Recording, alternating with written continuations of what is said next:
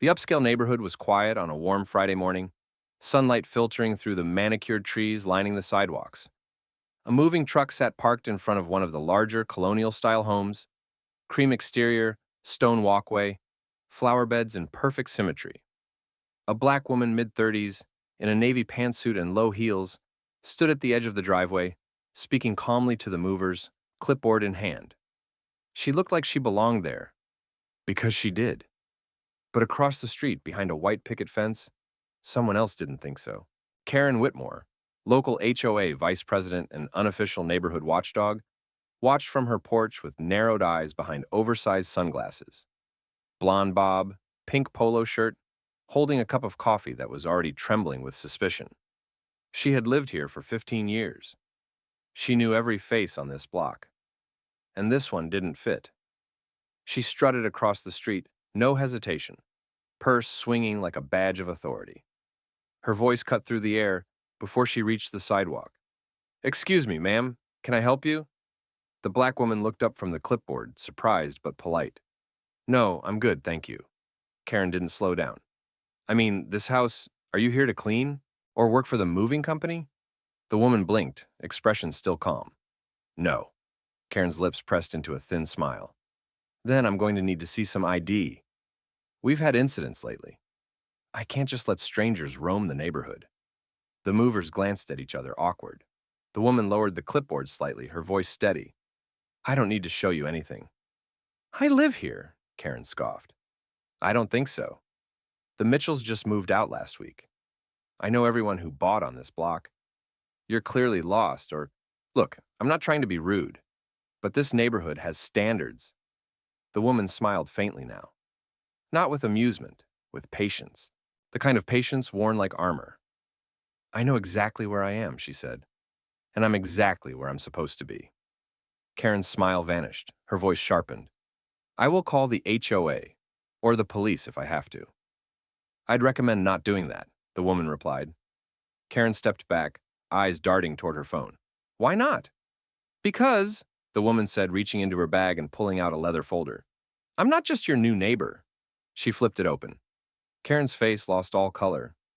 The gold seal of the United States Department of Justice stared back at her. "I'm U.S. District Attorney Monica Reese, and yes, this is my house." Now Karen didn't say another word. She turned, walked away slowly, like she was dragging her shame behind her. And as Monica watched her go, she knew this was just the beginning. Karen walked back across the street in silence, her steps slower now, the heels of her sandals clicking unevenly against the concrete. Her hands trembled as she pretended to fumble with her phone, but there was no call to make. Not anymore. She had seen the badge. It was real. The words, United States District Attorney, burned into her mind like a brand. She'd just tried to intimidate a federal official. And now, everyone had seen it. The movers whispered among themselves. One of them smirked and shook his head. Monica Reese stood calmly by the driveway, watching without expression, her eyes still sharp and composed. She hadn't raised her voice. She hadn't needed to. Her authority didn't come from volume. It came from truth. Inside the house, boxes were being unpacked, furniture shifted into place. It wasn't just a move-in. It was a quiet claiming of space. Monica walked back up the steps, heels clicking softly on the slate, and stepped through the open door. Her assistant, Lila, a young woman with curly hair and glasses, looked up from her laptop set up on the kitchen island. "Everything okay out there?" Monica gave a small nod. "Neighborhood Welcome Committee?" Lila raised an eyebrow. "That bad?" "She asked for my ID." Lila blinked. "Seriously?" "She thought I was hired help." Monica set the badge folder gently on the granite counter and poured herself a glass of water. No anger in her movements, just a quiet efficiency, the mark of someone used to being underestimated. "Do you want me to file something?" Lila asked, her fingers already hovering above the keys. "No," Monica said. "Let her sit with it. Let her wonder." Back across the street, Karen stood just inside her foyer, peeking through the curtains. Her stomach twisted with anxiety, her brain racing. What if the new neighbor reports her? What if the HOA finds out? What if this becomes public? She had always prided herself on community standards, but in that moment, all she saw was her own reflection in the glass, pale, shaken, exposed. And Monica? She didn't think about Karen again for the rest of the day, because she had unpacking to do, and a new life to begin, one where she didn't need to prove she belonged. That night, the neighborhood group chat was unusually quiet. Karen didn't post her usual reminders about lawn care fines or Saturday's block beautification walk. No one brought up the new neighbor, but the silence buzzed like static. Everyone knew something had happened. They just didn't know the details yet. Monica sat on the back porch of her new home, sipping tea and watching the stars above the tall hedges. It was peaceful here, in a way she hadn't felt in a long time. The kind of stillness that comes not from isolation but from control. Her own terms, her own keys, her own name on the deed. This wasn't borrowed space. This was hers. Her phone buzzed. A message from Lila. Heard anything else from the welcoming committee? Monica replied simply, not a word. But she's watching, and she was. Karen had barely slept. She'd spent half the night Googling Monica Reese, then sat frozen as the search results unfolded like a legal tsunami. District Attorney, Southern District, Columbia Law, Civil Rights Division, Federal Investigations. Guest speaker at the DOJ's 2024 summit. Powerful, respected, black. The next morning, Monica dressed simply. Crisp button-down, fitted trousers, low-profile heels. No makeup, no badge. Just presence. She stepped outside to get the mail, and as she did, a man 2 houses down offered a wave. Middle-aged in a casual tee, clearly hesitant. Hey there, he called. You just moved in, right? Monica nodded. Yesterday. Welcome to the neighborhood. He hesitated, then added, if you ever need anything, just knock. We're the Langleys. She smiled slightly. Thanks, appreciate it. It wasn't an apology, but it was a start.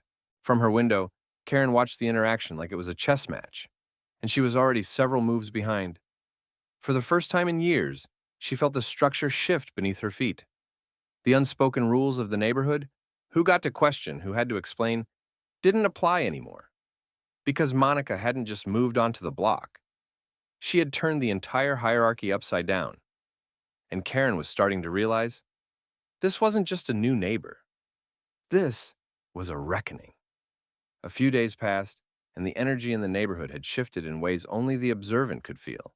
People greeted Monica with polite smiles, some with genuine warmth, others with caution wrapped in forced cheer. The kind of smiles that said, we don't want trouble, but we're still figuring out how to act when we're not in charge. Karen, meanwhile, had gone quiet. No Facebook posts, no clipboard rounds, not even her usual power walks around the cul-de-sac. She stayed inside, curtains half drawn, watching Monica's every move like it might validate her original suspicion. But it never did, because Monica was simply living. She hosted a small dinner on Friday, just close friends from work, lawyers, a judge, a law professor from Georgetown. All of them successful, all of them black. Expensive cars lined the driveway for 2 hours, and the sound of laughter and jazz floated through the air like perfume. Across the street, Karen peeked from behind the blinds, her fingers tight around a glass of wine. She couldn't stop thinking about that moment in the driveway, the folder opening, the badge gleaming in the light. It haunted her like a courtroom scene she couldn't escape. The next morning, Karen did something she hadn't done in years. She walked over to Monica's house, no clipboard, no sunglasses, just nerves. Monica answered the door, already dressed in workout clothes, earbuds slung around her neck. She didn't look surprised. Hi, Karen began, forcing a smile that didn't quite reach her eyes. I just wanted to welcome you. Officially, there was a long pause. Monica tilted her head slightly. You did that already, she said evenly. Karen's face flushed. Right, I mean, not the best first impression. I thought that I didn't belong?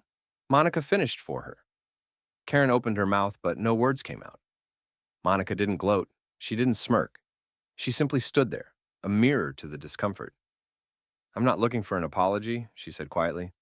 I'm looking for a better neighborhood than the one you assumed I came to clean. Karen blinked rapidly, her smile faltering completely now. Right. Of course. Well, have a good day. Monica nodded once and closed the door without another word. Inside, she leaned against it and exhaled. Not from anger, from release. That kind of confrontation, where the balance finally tilts toward justice without needing to shout, carried its own kind of peace. Across the street, Karen stood on her porch, feeling the weight of a neighborhood she no longer controlled. The HOA could file all the reports it wanted, but change had already moved in, and it didn't ask for permission. The following week brought a subtle but undeniable shift in tone throughout the neighborhood. Monica had become a quiet force, not through confrontation, but through consistency. She jogged every morning at 6:30 a.m., waved to the crossing guard by the elementary school, chatted with the barista at the local coffee shop, who already knew her order by heart. Black, no sugar, no cream. She was seen, and the way people responded to her presence told its own story. But Karen felt something she couldn't shake: displacement. Not in the physical sense. Her house was still her house, but something intangible had slipped from her grasp. Control, or at least the illusion of it. For years, she had existed at the top of an invisible social pyramid. Now that pyramid had cracked. The tipping point came during the monthly HOA meeting. Held in the community clubhouse, it was usually a dull affair. Noise ordinances, lawn care disputes, fence heights. But that night, Monica showed up. Not to speak, not to make a scene, just to observe. She took a seat near the back, quiet and composed, her presence commanding attention without uttering a word. Karen, seated at the front as always, felt the temperature in the room shift. As the meeting progressed, a few members brought up new business, including a suggestion to revise the HOA's vague, suspicious activity language, which had in the past been used to justify calling in reports on teenagers walking home, delivery drivers, and yes, new residents who didn't look familiar. Monica didn't say a word, but her eyes were locked on Karen. Someone else spoke up, a younger resident. Maybe it's time we ask who these rules are really protecting. A few nods around the room, a murmur of agreement. Karen cleared her throat, flustered. Well, I just think we need to be cautious about changing too much. Caution, Monica said quietly, finally speaking, shouldn't come at the cost of dignity. The room went silent. Karen looked down, caught in a moment where there was no defense left to hide behind. The policy had never named race, but everyone in that room understood what it had allowed. And now, someone with power, real, institutional, federal power, was sitting in that very room, challenging the comfort of silence. That night, as Monica walked home under the dim glow of the streetlights, she didn't smile. She didn't need to, because for the first time since moving in, the neighborhood had truly seen her, not as an exception, but as a standard. And from now on, every meeting, every interaction, every subtle whisper would carry her presence, like a reminder that assumptions had consequences, and that authority doesn't always look the way people expect. The next weekend, Monica hosted a small gathering in her backyard. Nothing extravagant, just neighbors, friends from the city, a few colleagues from the courthouse. The grill was going, jazz played softly through the outdoor speakers, and laughter floated over the fence like a warm breeze. Children chased each other across the lawn, and adults gathered around tables, sharing food, stories, and a rare kind of ease. Some neighbors came by, curious and cautious. A few brought wine, others homemade desserts. They didn't come just for the food. They came to be part of whatever had started to shift. To see the woman they had once watched from behind, blinds now center stage in her own home. Monica welcomed them all with grace. She remembered every name, every child's birthday, even the dogs' names.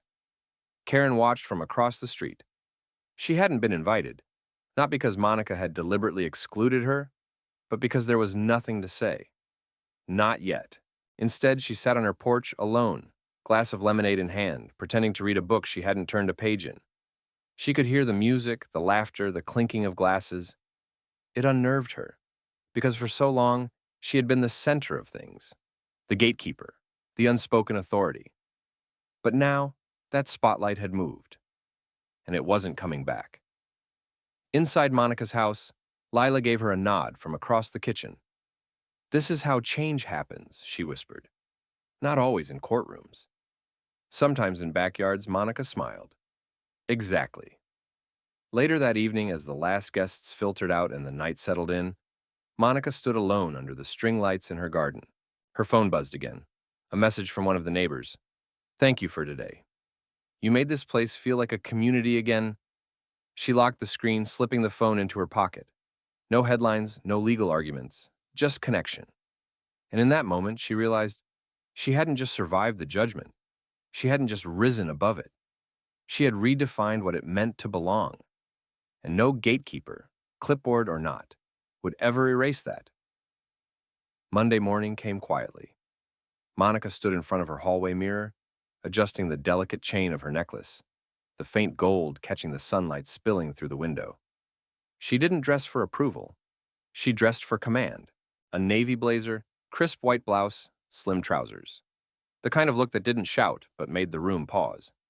She picked up her leather briefcase and stepped outside. The neighborhood was just waking up.